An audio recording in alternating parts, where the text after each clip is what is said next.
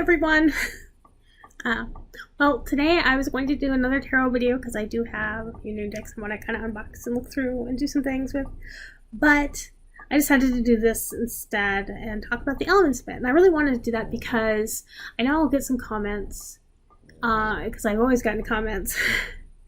And it also helped when I do talk about the elements to understand where I'm coming from. So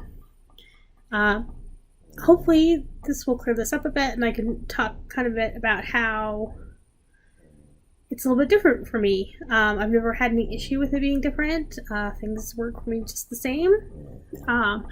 I just have to move around, and if I pick up a tradition or a ritual or spell from another source, I will change it to follow my elemental system.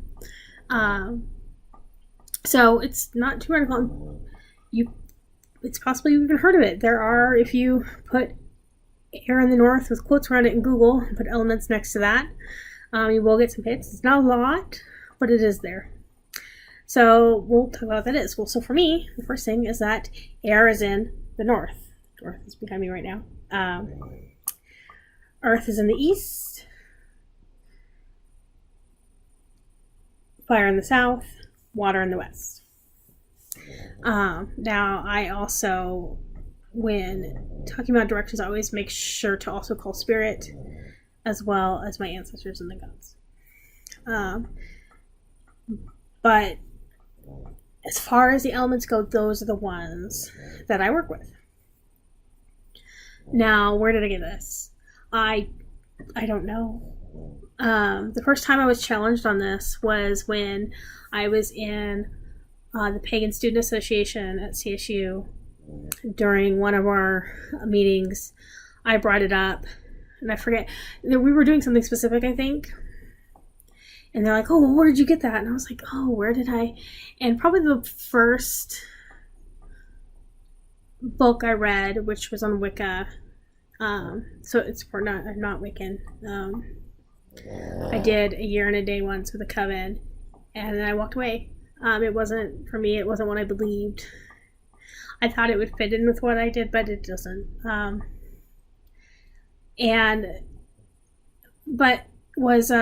the first book I think I actually read on it was Wickacraft by Jorina Dunwich, which I would still recommend that book. I love her books. If you're a beginner in any stage, her books are just amazing. And I loved all of them, and I still do. In fact, that was one of the first books I got for my daughter when she was kind of thinking about those things.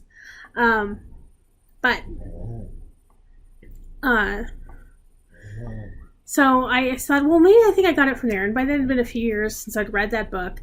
And funny enough, one of my friends was able to whip it out right there and say, aha, let me check right now. And he literally had a copy of it with him. Opened it up, and sure enough, no. Air was in the east, and earth is in the north. And I was like, oh, well, I don't know then. It's come up a few times in different situations.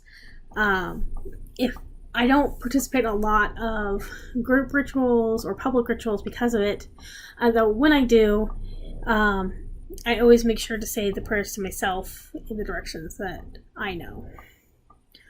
But just to myself. I'm trying not to be disruptive or anything like that.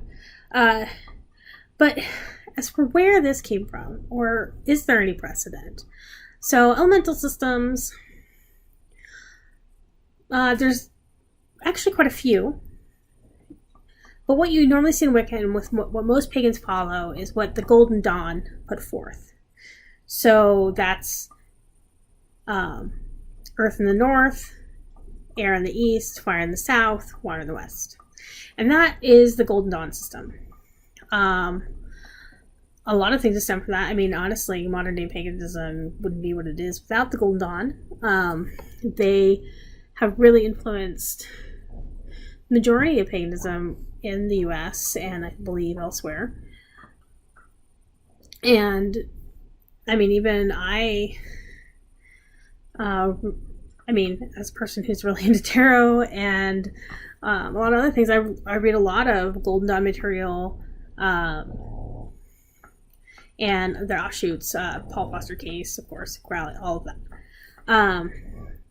But that's not it, and even that's fairly recent as far as historical terms. So there are a few things. The first thing I'd like to point out. So the first thing I found, because when I was first challenged on this, of course I went to try to find anything, and there wasn't a lot to find, and then the internet was still pretty young. It's the way we know it today. But there was an article. So if you haven't come across it, it pops up again from time to time.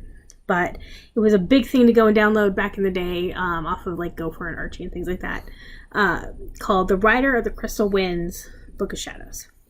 And it was a collection of articles, mainly I think from alt-paganism and other Usenet groups, just collected together. Years later, I found out that I knew a lot of these people, and I didn't know their internet names, and that was kind of cool. But one of the persons wrote a bunch of articles on paganism and the elements and ritual, a ton of articles in this book. It's also, you can find it under the Internet Book of Shadows. I think that's how it is on Sacred Text. Sorry, you're going to see my pen waving around because I use a touch screen, and so I'm going to be bopping back and forth between some of the things I wanted to bring up. Sorry, my old dog there is full of snorts tonight.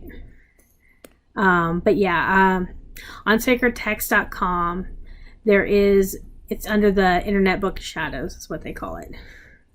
And they have various authors, 1999. Well, I can tell you, I probably got this 1994, 1995, somewhere in there, off of Archie or Gopher site. So this has been around for a while, and I didn't keep a lot of these. I went through it and found the things that I liked, but a lot of these I don't have anymore. I might still have a copy of the whole thing in a zip file somewhere. But yeah, it was definitely pre-1999.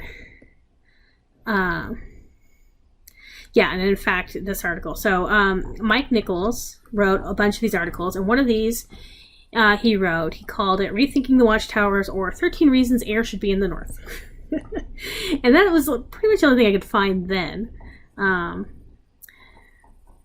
And like the date on this is 1989. And he had the same kind of thing where he had a practice. He actually joined a coven, and air was in the north. And then one day he went somewhere else and did a thing, and everyone's like, "No, you're doing it wrong." And he's like, "What?" But I read it in a book. No, you didn't. We got ours out of a book, and you go look and didn't find it. So the same kind of weirdness. So I mean, he talks about ritual tampering. I don't know. I still think that there's many different systems, but just, he talks about different cultures, the way mythology mainly works with the elements and puts these compass points. How a lot of them point to air being in the north. I'm a big background in mythology and religion. Not only did I devour anything that even breathed the word myth through grade school, but I did minor in it in college too. So I'd read a lot. So I wonder if that was something that I internalized as well. But he talks about his different reasons for it, and also that there are different systems as well. It's a very light article, and I'll go ahead and link it down at the bottom if you'd like to read it. So the next thing is talking about different systems. So the Golden Dawn system also is known as the Hermetic system. So Earth in the north, air in the east, south is fire, west is water. But in astrological terms, so, and I've seen that this differ in various places, but when you look at astrology, water's in the north, fire's in the east, earth is in the south, and air is in the west. And wow, I don't even think I even thought about it that way. Even when I studied astrology and started reading charts. So that was interesting. There's something called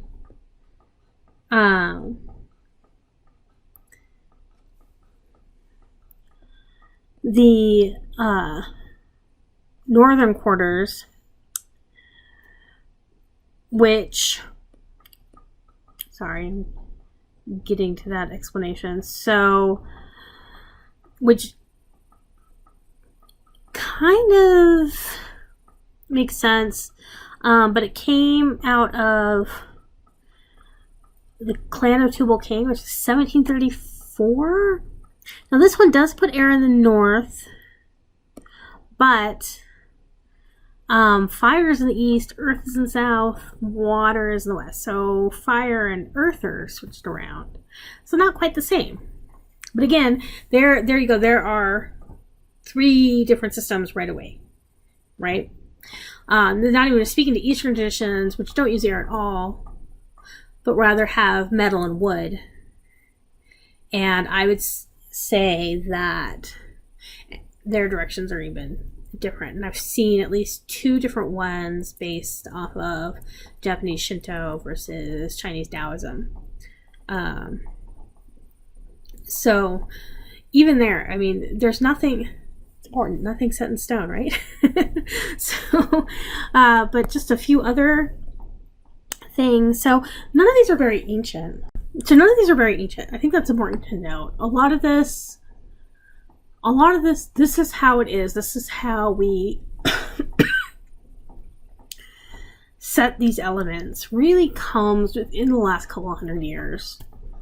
And a lot of it within the last 100 or so years. So that's something important to note.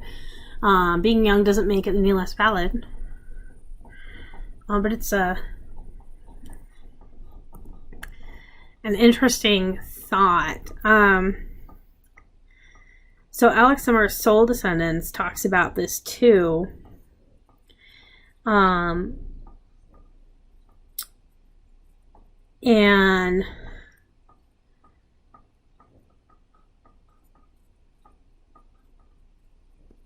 how some of this comes out of Ptolemaic astrology, which is a little bit different. And that the Golden Dawn system actually came from the formula. And so you'll see this on tarot cards a lot, but the YHVH, which, sorry, I forgive me. The Hebrew letters escape me at the moment. I know one of them's Hey, but it's basically Yahweh.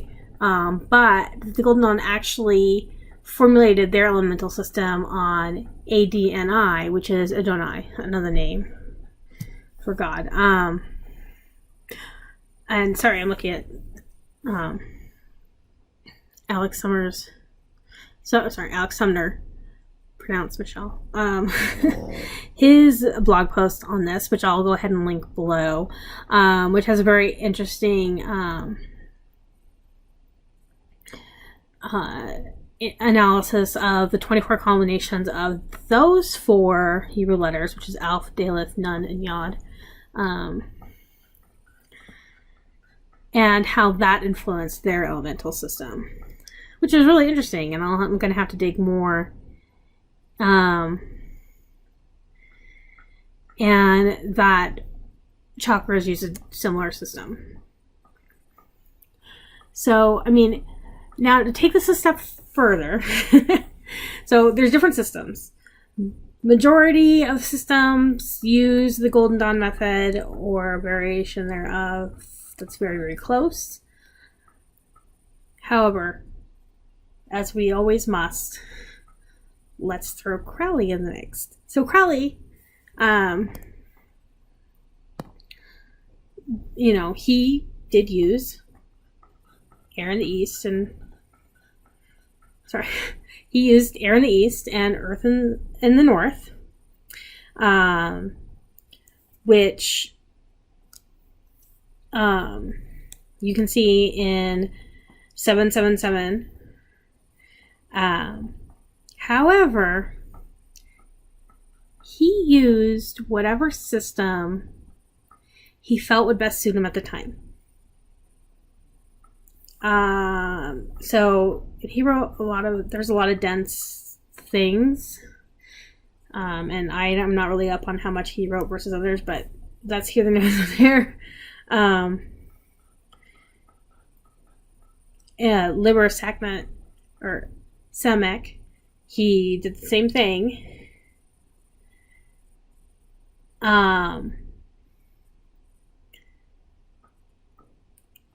But he does switch things up. The Book of Lies goes the opposite direction. So Earth is still in the north, but then air is in the west, fire's in the south, and then water's in the east. And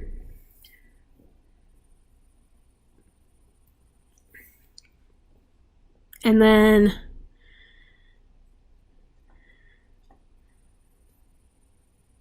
let's see. Sorry, I have to go through this big long thing to tell you which documents once, because there was a lot. Here it is. Okay, so Liber 5 Vel Reguli, or Reguli. So there he has north is air, south is fire, east is earth, and west is water. He even switched around the astrological signs to match those as well, and added some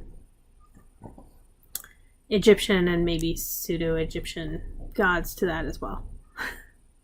So he just used whatever system fit at what he thought he was doing, which I think is also an interesting way to do that. I do, for example, if I'm following an Eastern ritual for any reason, I tend to follow what is laid down in it, especially since I don't worry as much, since air is not usually a combination.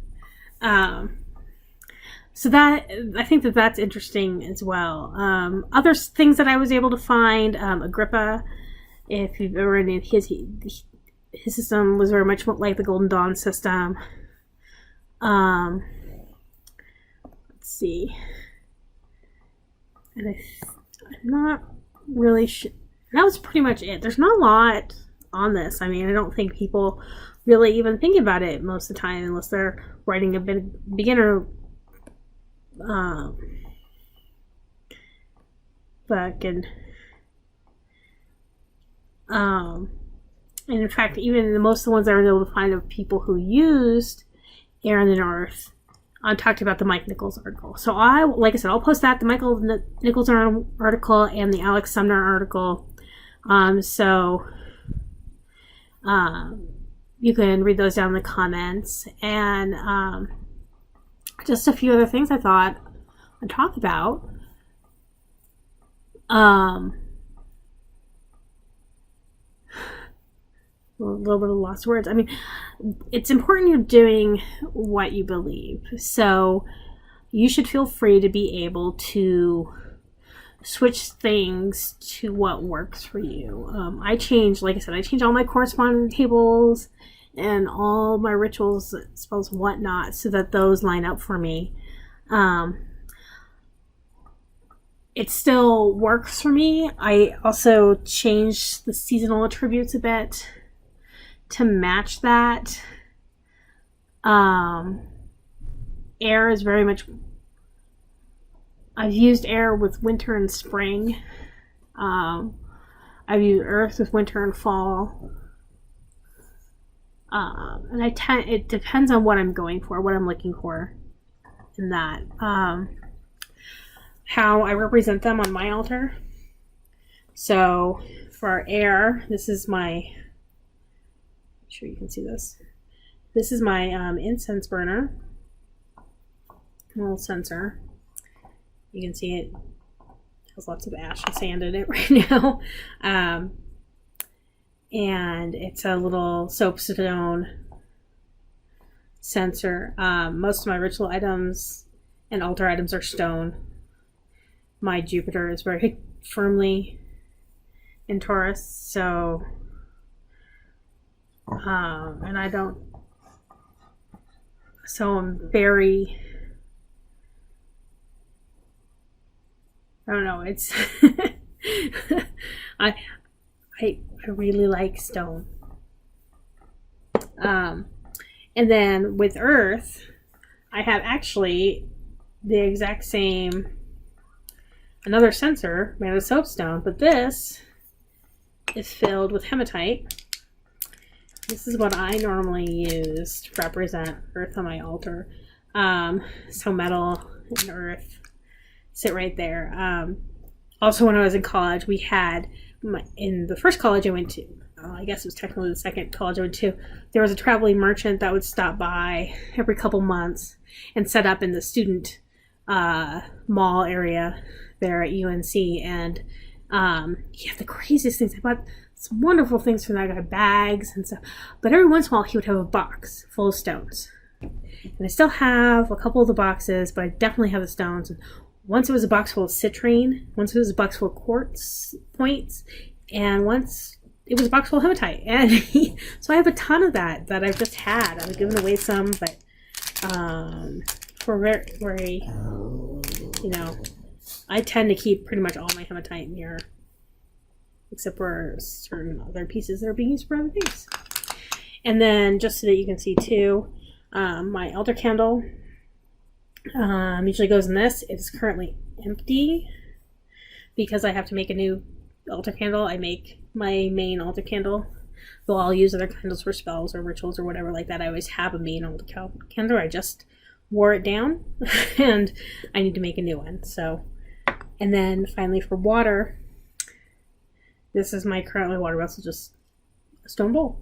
I used to have another stone water diffuser, you know, the kind where you put a little candle in the bottom. And this one is really pretty. It's all the bottom. It had a pentacle on 3 sides made out of stone, and then had a little bowl at the top. The bowl was shattered during one of the moves. And I looked into replacing it, but I couldn't guarantee it would fit that bottom. So I ended up just buying a bowl, and I ended up with this one instead. And with that, I've loved it and used it ever since. That's what represents the main elements on my altar. When it comes to tarot, I'm always swords are always air, wands are always fire. I tend to either ignore it in decks that do the other way around or not use those decks. So you'll see that as well. But again, it's up to you. I know there's people who really like wands being air, or who are firmly sitting with Earth in the north, and that's okay.